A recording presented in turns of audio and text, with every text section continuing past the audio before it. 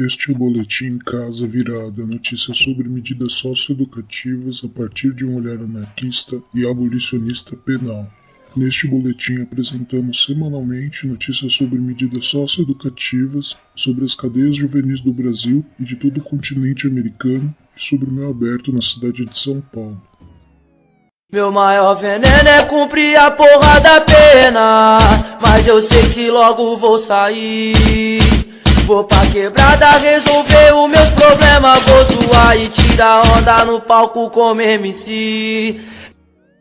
O Povo publicou, em 19 de maio, que 5 jovens e 55 funcionários testaram positivo para coronavírus entre os dias 28 de abril e 15 de maio nos centros socioeducativos do estado do Ceará.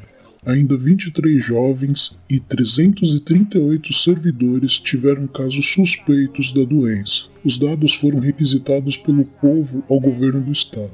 Dos casos confirmados, os e as jovens estavam nas unidades de Aldaci Barbosa Mota e no Centro Socioeducativo de Sobral. Já dos funcionários, na Aldaci Barbosa Mota, Unidade de Recreação Luiz Barros Montenegro, Mártir Francisca, Passaré, Dom Bosco, São Francisco, São Miguel, Cardeal Aloísio Lorscheid, Patativa do Assaré, Canindezinho e na sede da Superintendência do Sistema Estadual de Atendimento Socioeducativo. De todas as unidades do estado, apenas 2 não tiveram casos suspeitos e confirmados: a Semiliberdade de Crateus e de Iguatu. Plano de contingência para o meio fechado das medidas socioeducativas do Ceará prevê uma série de ações, mas não a liberdade, única medida cabível neste contexto. O Jornal do Comércio do Rio Grande do Sul publicou em 20 de maio que 13 funcionários e funcionárias e 2 jovens testaram positivo para o Covid-19.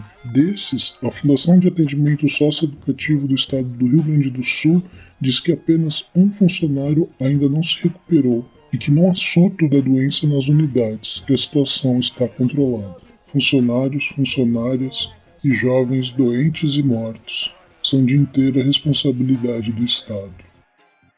Fundação Casa evoluiu, o meu grau de ódio, tratado como os animais, pior que um zoológico.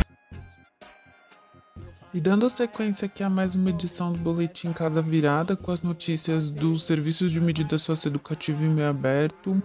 Hoje nós vamos falar sobre a extensão do prazo de 60 dias para o envio dos relatórios de acompanhamento remoto que foi determinado no provimento número 2546 de 2020, o qual trata da suspensão das medidas socioeducativas em meio aberto. Nesse provimento foi determinado então que em 60 dias os técnicos e técnicas teriam que enviar um relatório de acompanhamento dizendo como tem sido o acompanhamento remoto dos adolescentes e das adolescentes que estão aí em cumprimento de medida socioeducativa.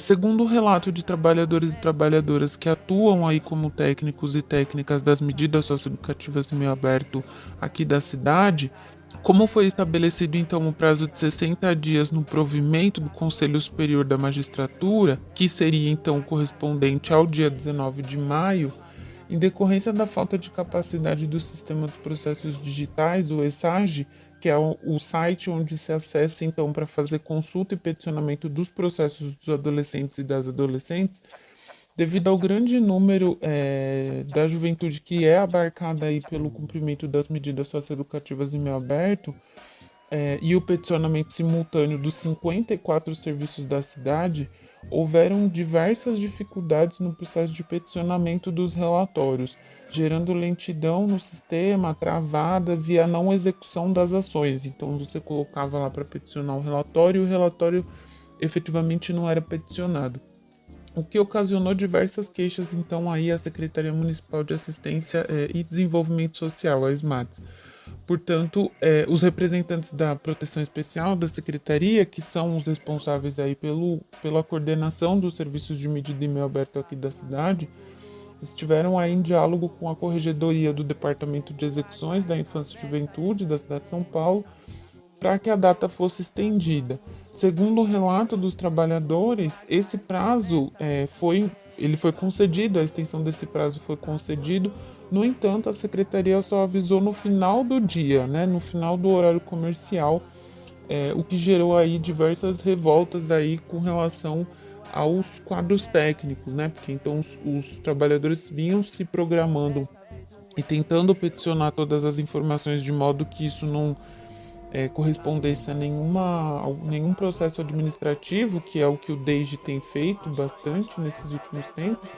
No entanto, eles ficam nessa ansiedade, ficam nessa preocupação para no final das contas o prazo ser prorrogado e isso ser informado somente no final do dia. Então, diante dessa situação, é possível, além de perceber, né, uma dificuldade aí de interlocução direta da SMADS junto com o fórum, né, junto com o departamento de execuções, uma vez que a SMADS poderia já ter proposto uma reflexão nesse sentido, haja vista o grande número de serviços que tem aqui na cidade de São Paulo. Além disso, né, se retarda aí o acesso à informação para os serviços e, mais uma vez, os trabalhadores e as trabalhadoras terceirizadas que passam então por processos de incerteza, por processos de angústias, enfim. E que, no limite, quem responderia pelo atraso das informações seriam eles e elas, os trabalhadores. Sou candidato a estar na Cracolândia com a pele marcada pelo selo de qualidade da Fundação Casa. E essa foi a edição 69 do Boletim Casa Virada. Lembramos que aqui só falamos sobre o que sai na mídia no meio fechado e trazemos reflexão de uma trabalhadora do meio aberto. Agora imagina quantas violações acontecem e a gente nem sabe. Para download no Mediafire, Megafone, disponível no YouTube, Facebook, Spotify e nos tantos aplicativos de podcast, também nos intervalos da Rádio Comunitária Cantareira. Acesse ao Casa Virada no desobediênciasonora.milharal.org.